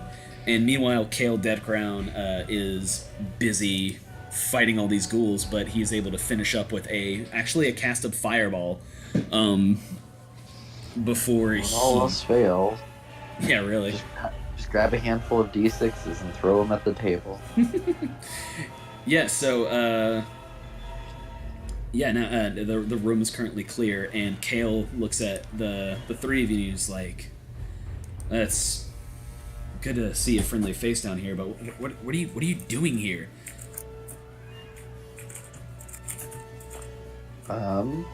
First says, I don't know anymore. We got. Oh yeah, you're still charmed. Yeah, with you are this. still super charmed. But we're actually investigating a lead we have on a Temple of Sirik. Well, you found it. They hold up in the old Temple of Bhaal. Yeah, I can't believe it's been kind almost. of what I figured. He looks Yeah. over it, and he looks over at the temple, and he kind of like huffs a sign. He's like, "I can't believe it's been 100 years already." Anyway, we should probably. Ragnar's beating the white angrily. Yeah, you can beat his corpse all you want, man. He is my chew toy. Kale looks at the door, and he's like, "The three of you are coming. You should follow behind me. I remember this place." Lufir's doing the thing that he used to do. He's just like hiding behind things from Shermong because he's very embarrassed. Can we? Uh, okay. I guess using my perception, does it seem like we're in any imminent danger? I mean, I know that we have the whole like creepy crawlies like watching us and anything, but is it like imminent? Are Like, the orcs nearby? Yeah. Is my sword telling me that there are orcs nearby? It's still glowing. As a matter of fact, the closer you get to the temple, the brighter it glows. Okay. There's Well, orcs. okay. So here's my thought, and I guess I'll let you know what I'm thinking before you tell me if like with my like what I'm perceiving. Basically, I'm wondering if we could do like basically a short rest to keep like basically discuss what's going on with what's his face. Kale? So yeah, catch him up to speed. Him like make a plan of attack, and also hopefully like certain spells will wear off. Yeah, I know, I don't- because warlocks are short rest class. I know. I can do this there's as that, well. and there's that, and also like I don't want to be bound by Luffy or being charmed I either. understand. But I don't Um, want to break the charm on the off chance that he's still mad. mhm. Uh, Also, I lied. So, He's a fighter Richard sorcerer. notices that you're trying to figure out like if we're safe enough to kind of take a break after that big fight, and he goes, "Ooh, I can find out," and immediately pops off a primeval awareness. Okay, what does that do? I mean, So I can tell whether the following types of creatures are present within a mile of me. damn it. Jesus Undead Christ. is on that. Undead is on that list. Yeah. So this place is crawling. Where they are, or how many there are. But Okay. Yeah. So there are hundreds of zombies here. Maybe it works like radar. Maybe we know how far they. No, there are But there are absolutely hundreds of zombies here. Leafy looks at them and goes, "Oh, we're not safe at all." I will say that like they're not actively seeking you out, or maybe they're not even like hostile zombies, but there are a lot of zombies down here. I will give you guys a short rest. What would you like to ask Kale? Remember that he is familiar with the area. He's been here before. so our knowledge of at least Ragnar's knowledge of why he knows this place. Do like Jeremong and Lufir have this knowledge, or is that just Ragnar knowledge? I will let me take a look. By the way, your maximum health is still decreased by 13, Ragnar. For the rest. It is not permanently. It's for until your next long rest. Okay. I'll tell you what. I'll give you a history on that. Ragnar, you can. Lufir, you can also do it. 13 is good enough. So, what specifically are you trying to know? Like, what exactly Kale's deal is? Basically, it's just kind of one of those things like why, like, just knowing why he would be down, like, be familiar. I'm just basically asking if I would know that he's a son of Bhaal. Yeah, so Kale is the biggest hero that Baldur's Gate has ever known. He is absolutely, without a doubt, the most famous person to ever come out of this city. And the fact that he is a son of Bhaal it's kind of tucked away behind all his heroics and his, like, good deeds and everything, but, like, it's also semi-common knowledge. Something's kind of like adds up to his heroism that he fought against the taint of like the Lord of Murder. Okay. But you do know this, and you do know that this is an old Temple of Bhaal. Okay. So, I can't imagine that you would want to be coming down here. So, what brings you down here? No monkey button. Mark rolled a 44 with the monkey button. 44 monkeys. Yeah. So Kale Deadcrown huffs and he sighs and he's like, "Have you ever had a feeling when you wake up in the morning that something just isn't right? That just something is off?" Well, yeah, but it doesn't draw me to the literal worst place I can think of. he says, I was here once, 100 years ago. I was here with 5 others, and we came to kill my half brother, to stop him from starting a war between the Sword Coast and claiming millions of lives. I haven't had the dreams. As a son of Bhaal, you see, his essence made me have vicious nightmares for years, but after the war in after the battle in Saradush and the battle of the Throne of Bhaal, it all went away for many, many years. I haven't had the dreams in decades until the other night. And I can't quite explain it, but they drew me here. I remember this place vividly. How could I ever forget, really? So, oh, sorry, go ahead. No, that's about it. Oh. So, these dreams, given that followers of Sirik have taken hold up here, are they different, like of note that you could, or is it very similar? They feel differently. It is not the same divine essence. It's the same domain as Bhaal once held, but what I feel is the calling of my old blood, which shouldn't be possible. Bhaal's essence was gathered in the throne and dispersed to the cosmos, and assumedly never to be heard from again. But here I am. Here I am feeling it. That's not the work of Sirik. Perhaps they're tinkering with divine essences that should not be theirs, but if the taint of Bhaal is set back upon the realms, then I need to know. Well, I mean, we caught wind of Sirik through recent investigations, so that's why we're down here. So They tried to kill us. He said, yeah, there's that. then we may have a common goal. I ask that all 3 of you stay behind me as we enter. I remember the traps very well. There's going to be a giant sigil of Bhaal in the middle of the room. Each of the tears of blood triggers a different trap. Don't step on the sigil, whatever you do. Stay away from the pillars on the side. Walk on the brick only. Fear looks at him and goes, now I really want to touch the sigil. No, you don't. So, yeah, would you guys like to do anything else before you enter the Temple of Bhaal? So we had a short rest, right? Like it was a Yes. successful short rest? Yes. Okay, cool. So I have all my bear shapes again. Okay. Unfortunately, that does nothing for me, but whatever. Yeah, no, I only have 1 rage left. I I have did all my for- bear shapes. Yeah, Don't all you- it did for me was bring back my Hexblade Curse, which I activated and then never once used. don't you also get like your superiority back from a short rest, Luthier? Probably. My battle That would master? make- Most like rolled like special abilities you get. Mm-hmm.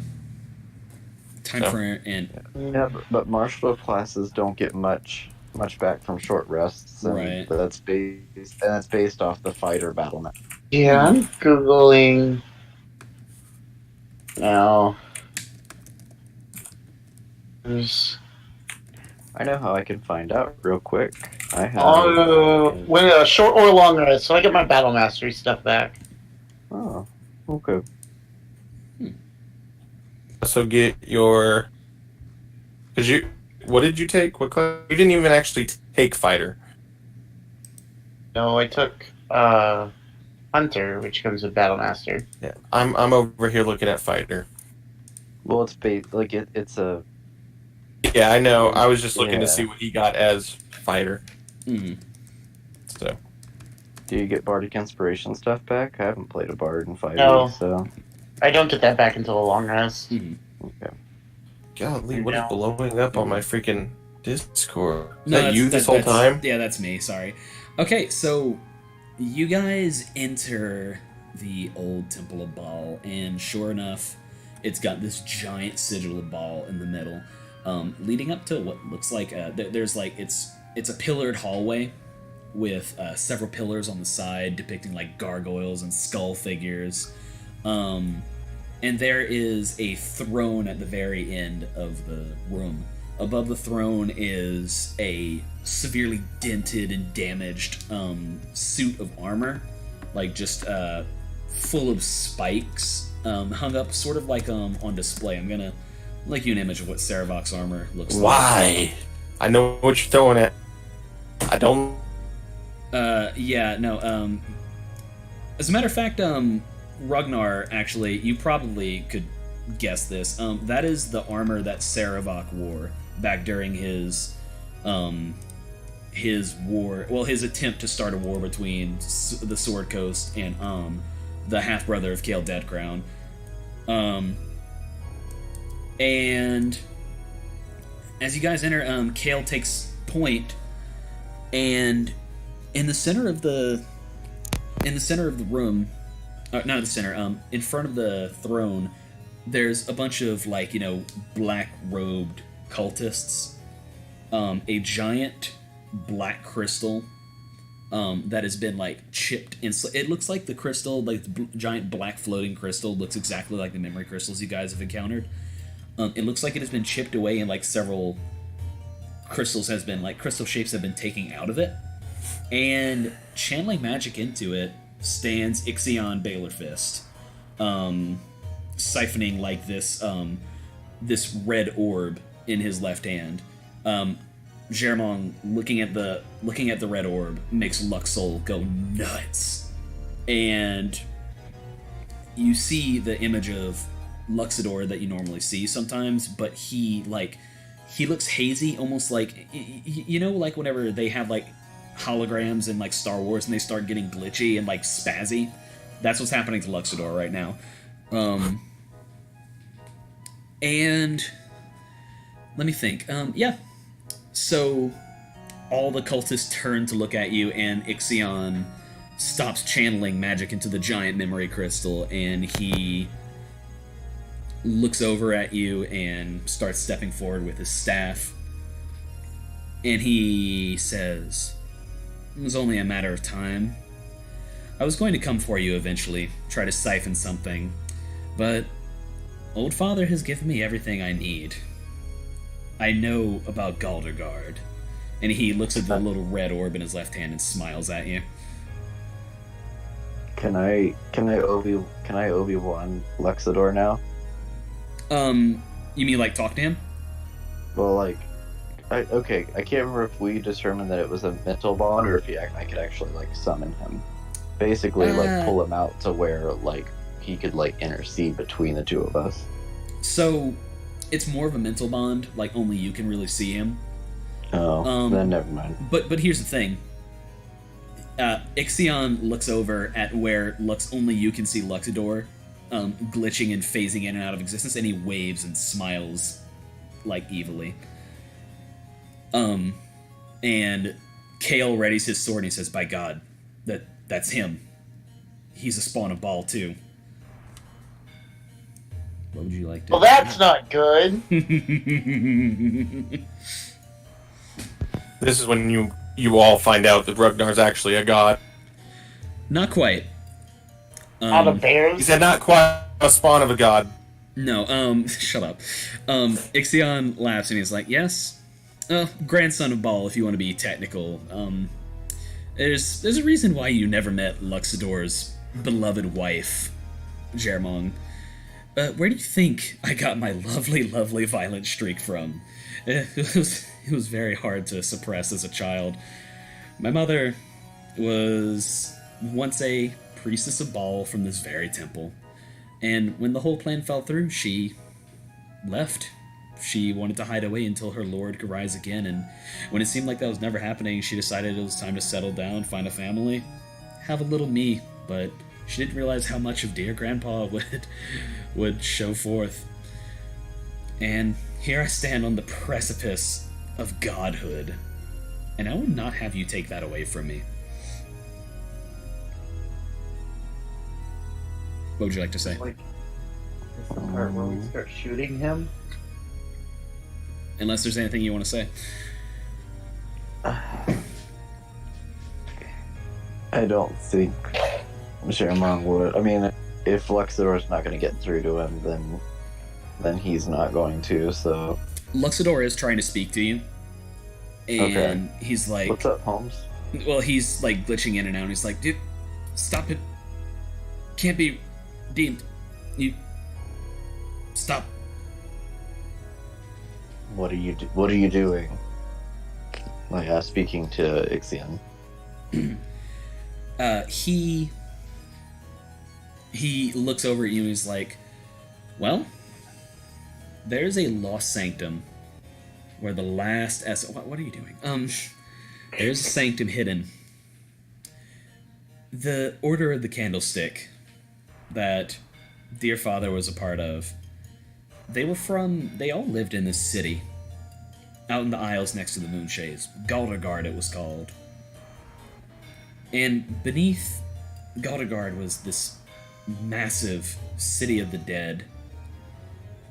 Souls and corpses abound, all gathered by the priests and priestesses of Bhaal. They were channeling enough death to essentially accomplish what Saravat could not, but their plans fell through when a young intrepid mage, I believe you met Gary in Ambermantle, his first attempt to turn his dear master into a all-powerful lich, a very uncanny, uncommon form of lich, involved using the divine essence of Bhaal stored away in the temple below Galdergard.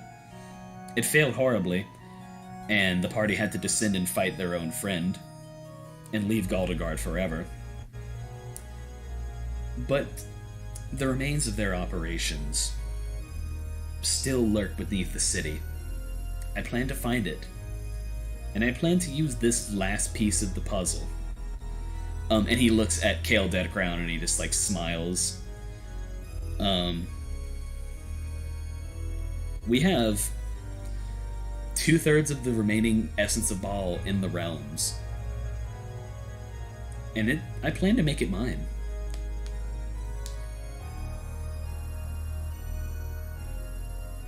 And he's silent after that. You can go ahead.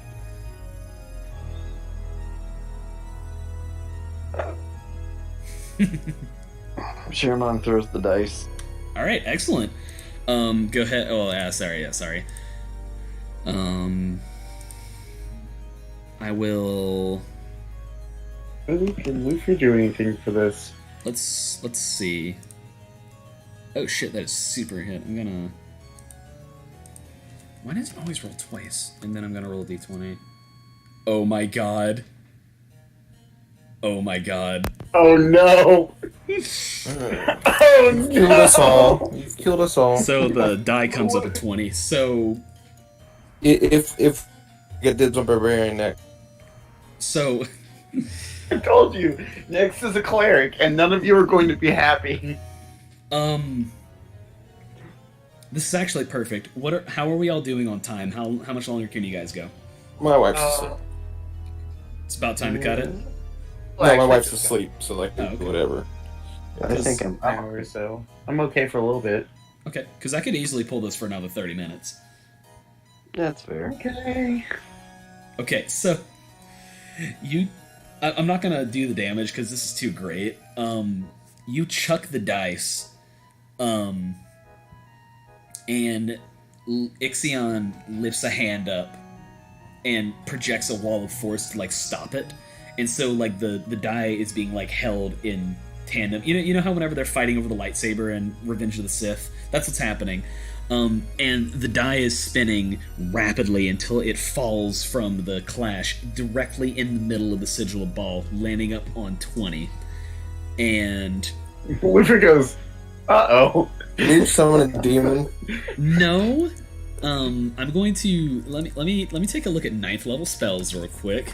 I was gonna say, I believe that the magic sheet says something about godly intervention. I'm just Literally, covering my ass. I'm just covering my ass. literally It just- anything can happen. It just casts Fortress and we go in and hide. There you go. Those are my saves. Oh man. just so you know. No. I need to let me because I know Kale has the spell. I'm looking for, because Kale is a high-level sorcerer. The forces of cosmic and arcane luck or unluck align for the thrower of the ruby die. Anything could happen. We're in so much trouble. Oh no! So Storm of Vengeance. So yeah, each creature under the cloud, 5,000 feet, must make a Constitution saving throw and becomes deafened for 5 minutes. Each trying to maintain concentration. Blah blah. Acidic rain falls from the cloud. Hold on. So Oh, we're dead. no, You not killed yet. But essentially, the die shivers and clouds begin to form over the ceiling of, oh my god, I can't believe you rolled the fucking 20. This is the most perfect thing I've ever seen in my life. And Kale immediately starts like channeling a spell to like stop what's happening. But and Ixion tears open a he swings his staff and shatters the memory crystal. Oh, that's a lot of memories. Yeah, and so this scene of utter chaos goes on. And each one of you is struck with a shard of the crystal. And the last thing you see before your vision whites out is a purple hole being torn open in space-time. A powerful portal. So... Oh no. We're going back to the Ice Age. So here's where this becomes fun. You guys know how I put the character sheets for the original Order of the Candlestick in your journal? Yeah. Well, say hello to your new character sheets, boys, because you wake up in the midst of a dungeon. You know that you've just advanced on the halls of Galdegard, the ancient city within Galdegard. You're here to stop Garion and Malverian from doing what they're doing. Luxador, Raphael, and Fornius. Or actually, I was gonna say, I'm totally down with letting you guys choose one of the original order to be. But I would assume that Jeremiah would want to be Luxador, and I would assume that Lufir would want to be his mom or his dad. Yeah, that's probably a good idea. Yeah. Raphael is a ranger. Luxador is he's a rogue. He's an arcane trickster rogue. It's very similar. And Fornius is actually not the least shapeshifty druid ever made. Yeah, I don't want that guy. What's the dragon guy do? He's a fighter. What's the dragon guy? He's a dragon. He's a blue dragonborn fighter. What's Velry do? Velry is a priestess of Lathander. Raphael. All right, so you're gonna be Raphael, the ranger. Cool. Yeah. So which Sure. ones can't we be? You can be any of them except for Garion. Except for Garion. Okay. And Luxador So- and Raphael are claimed. Are claimed. Okay. What is she? Brock. What does this do? Brockus is, I think he's a sorcerer. I think I made him a sorcerer. Gosh. Yeah, he's a sorcerer level 8. We'll go- What level is Luxador? He is a level 8 arcane trickster. Straight arcane trickster. I believe, yes. Okay. We'll go King Long. Okay, level 8 fighter. Specific. Primary weapon, because I don't have vision. Remember. We're not really gonna roll combat with these guys, but his primary weapon is a rapier. Okay. Germont learned a lot of what he knows from Luxador. We'll say that. It's kind of what I figured, but I was just making sure it was all Mhm. pretty. Actually, he might not be an arcane trickster. I think I might have rolled him as a straight rogue. Like assassin rogue. I think so. I actually didn't give him any features. Now that I think about it, I'll fix this up later. You're not gonna really see any combat. Okay. Wait, so our character's dead and these are our new characters permanently? I don't know. I don't know. It feels like any other. It feels like any other crystal to you. They just got Delta ruined. Oh no! Yeah. No. So You know, that just might change my choice. You don't want to be the dragon, dude. Don't give up on Ragnar and Co. so quickly. Okay. So wait. And listen, I'm gonna say now, you guys are viewing past events. If you try to act like assholes, I will tell you no. So wait, That's- that's actually what I was gonna kind of test was like if we actually like if our characters have like control or if it is a memory. You had vague, like here's what my idea was for this. The idea was that it was going to be a controlled memory, if that makes sense. What you guys So do? I can't like look and be like Luffy and then slap him across the face. No. What I'm thinking is you guys are going to take the role of the original Order of the Candlestick, and what happens will become. It's basically going to help you guys. But if you haven't figured out, the last dungeon is going to be Galdergard, and these guys are going through it. And what happens to you guys will become canon up to an extent. So there's still weight to what you do. But that's about it. Yeah, it is a memory, but you have partial control. Okay. Yeah. So we're really gonna. This is where I'm gonna kind of cut it. I'm gonna like continue for a little longer, but like I'm just letting you guys know that like this is where the next session is gonna begin. So I can actually like stop with the creepy, ominous music. Stop, pop. There we go. Okay, so you remember what just happened. Well, not so much you don't remember what happened, but originally when Galdergard fell, a torrent of ghosts and phantoms and wights and zombies burst forth from the ground and destroyed the city within a few hours, and you were only able to barely escape and crash land onto an old island. And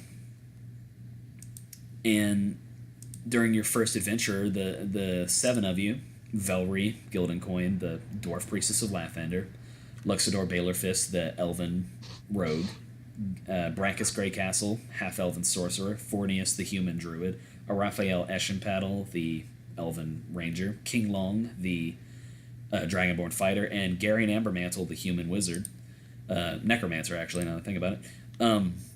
You all managed to survive thanks to finding a magical candlestick that helped illuminate your way through the dark dungeon. The seven of you became a adventuring party and stuck together for years. You guys did all kinds of crazy stuff with just just like the seven of you. There was like nothing you guys couldn't do. You took down bandit captains. You took down awful you guys. Oh well, that's like the old. I'm trying to find my plot outline for the for this one, but I found my old original plot outline for like the original run of it for our first little group. But anyway, yeah, you guys traveled together and you took down corrupt rulers. You guys took down just all sorts of evil, and it came to a point where the lot of you were starting to drift away. Raphael and Brachus had already gotten married at this point, and they had a son to worry about. Luxador was starting to make it big in the casino business, but things were starting to catch up to him, his old habits, and he found that adopting the little tiefling boy he found a year prior to be the next step in starting a new life, getting away from the mistakes of being with Ixion. But there was one last thing they had to do. They had to... Basically what happened is one day, whenever you guys had your reunion for the month, Garion was nowhere to be found, and you received a letter that said, "Come to where it all began, or worse things will happen." And you knew that it was an invitation from Garion to meet him in the depths of Galdegard, So Jermong was left in the care of a trusted tiefling woman in Keep back in town. A woman named Harmony, who would later go on to have twins, Song and Dance. And you all came to Galdergard to find out what Garion was up to, why he invited you all here, back to where it all began, and to stop whatever was planning. And you find all of yourselves in the Sanctum of Bhaal. You find yourselves, in an ancient temple. And that is where we will end tonight. Welcome to the final leg of this arc of the campaign, gentlemen. What do you think? So I am very interested. Thank you. If I play Brachus, so you said that him and Arafia are already married? They are married and they already have Lufir. Lufir is a little boy. So I can be Lufir's daddy? Yes. Well, actually, I'm tempted to play Brachus now. Has Lufir been born yet? Let me see. Yeah, no, he is definitely. Let's see. Oh wait, no, he's not. Lufir has not been born yet. The current year is 1459, and Lufir is born in 1463. Jermong has. So So there's no way that, like, by the will of me as Brachus, that Lufir could be born earlier. That's gonna happen later. No interfering with the timeline. Also, he's just gonna bang me right here in the middle of the dungeon. Yeah, no. Oh my god! Just all of a sudden, Lufir's 5 years older. Yeah, no. Jermong as an infant is currently being babysat by a woman named Harmony, who will later have two twins, Song and Dance. And my papa's not here. Yeah, no. The only NPC of the original order that has any connections to Ragnar is Fornius, who is the original druid boss that you guys fought in the first campaign in the Corrupted Grove. If that wasn't made clear, I actually made a mistake making the original order because I forgot to give a NPC to Fanshir. Because each one of the original order corresponds to one of the original party members. Velry was for Degra, that's his head priestess. Luxador is obvious. Brachus is Darvin's son. Fornius is the leader of the Druid Grove that Ragnar took over. Arafiel is Lufir's mom. And King Long is the man who taught Corin how to wield the sword. But there's no instance for Fanshir, which leaves me with interesting options to go with Fanshir. I guess if he lives through, whatever we do next. Yeah, well, he's already left the city, so he's beyond your reach. You say that. I say that. So, yeah, do you guys have any questions? Because I know I just dropped a lot of lore on you guys. Like, is there anything I need to clarify? No. When we drop back in for next week, where is it in the memory? Are we in the temple, or are we in a battle in the temple? I will say you were approaching a giant door in the heart of the temple. Okay. A giant door that's covered in runes and shit, and the giant citadel Bhaal. It's funny because the temple, it's a temple of Bhaal definitely, which usually carries an odorous dark brimstone kind of construction, but this place is actually very natural. It's like a natural waterfall cave carved into the cliffs. Do you know what the Rock of Gibraltar is in real life? Mm-hmm. Yeah, that's kind of what the temple is carved into, on an outcrop, not far from Galdergard. That's the entrance to the temple. Yeah. Yeah. So, any last minute clarifications before we ditch for the week? Oh, I think I understand what's going on. All right. Good. I wanted to make sure what I had written down wasn't too much or Now, are you going to want us to roll up new sheets for these people, or are you going to handle that? They've been already generated. If you look in Roll20, all the characters already have sheets, and you should be able to see them. All I can see is the bio info. I can't actually. Yeah, we can't see the actual sheets. Oh, that's interesting. Okay. You've got to give us permission. Okay, so yeah, I will give you guys permission. Also, funny, Arafael has Eladir, I will say. So you'll still be able to use Eladir. Let me see. Yeah, you've got 18 in dexterity is a Raphael, of 2 in strength, 2 in constitution, 0 in intelligence, -1 wisdom, charisma is 1. Luxador has 0 strength, 4 dexterity, 1 con, 1 intelligence, -1 wisdom, 2 charisma, and you said you were playing as King Long, Mark? Pretty sure, yeah. Yeah, he has a 5 in strength, 3 dexterity, 2 con, 0 intelligence, 0 wisdom, -1 charisma. I'm gonna tell you guys. I'm torn between him and Gildan.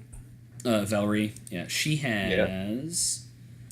She's a super healer. She's a priestess of Lothan. Yeah, I love healers. That's why I'm torn. She has 1 strength, -1 dex, 3 con, 0 intelligence, 4 wisdom, and 1 charisma. I will say that whoever you guys choose to play as, I will roll up like a role playing guide on like how these people act and behave. Valerie is definitely the mama bear of the group. She loves and cares for them all as if they're her own children. King Long is a silent samurai. He talks very little. Okay. Yeah. Is there anything else we need to do today, my dudes? So, Bell's a ranger, and Luxador's a what? Luxador is a rogue. Rogue and a I will say that he's an arcane trickster just to make it easier for Isaac, but I will choose his spells. Okay. That's the fun part about this, is that you guys don't get to choose what you like. You're all. I mean, I've played pretty much all rogues. So I mean, if you threw another archetype, it wouldn't be the end of the world. That's what I figured. But I mean, for what you want to do, that's fine. I mean, I'm cool with arcane tricksters. Tell me what you think Luxador's specialization would be as a rogue. Honestly, I kind of think he would be better fit as a mastermind rogue. Okay, I can do that. I'll roll him as a mastermind next time we come back. Okay. So yeah, no, I love talking about this because I've been sitting on this twist since we started. I was going to give you guys these character sheets to play through. I could talk about this for hours. I'm so excited. But I'm sleepy, so I think I'll play Gildan Coin. Okay. So we got a cleric, the rest of the characters will be participating in the battle with you, but you guys will be controlling these 3. So I should have forced you to be Fornius, but like honestly, since it's like there's no point in not letting you choose. Anyway, all right. So Fornius is also evil. So Fornius is not evil yet. He's true neutral right now. I don't want to be associated with that asshole. Valerie is lawful good. Luxador is chaotic neutral. Remember how we melted that dude? Oh yeah, no, you guys destroyed Fornius. Let's see. Probably better that I'm not, because I'm What's sure even there's funnier is that we're way more broken now than we were when we fought him. Yeah, you guys were level 2 Yeah. when you might have been level 1. That might have been your level 1 boss. I don't remember on that one. Brachus is chaotic good. Raphael is chaotic good. It's funny that oh wait, is she chaotic good? No, she's neutral good. Fornius is true neutral. King Long is lawful neutral. And you said Gildan Coin was what? Lawful good. Lawful good. I can do that. Yeah. I can play good Mama Bear. Yeah. Hey, look, I'm a bear again. Oh god. Oh god, it was fate. Yeah, so thank you everyone who's watching this in the future, everyone that I didn't tell about the stream because, it was kind of a late Halloween thing. So happy Halloween. Thank you for listening, and tune in next time to find out what happens to our new heroes as we venture down into the hidden temple of Bhaal beneath Galdegard. And good night.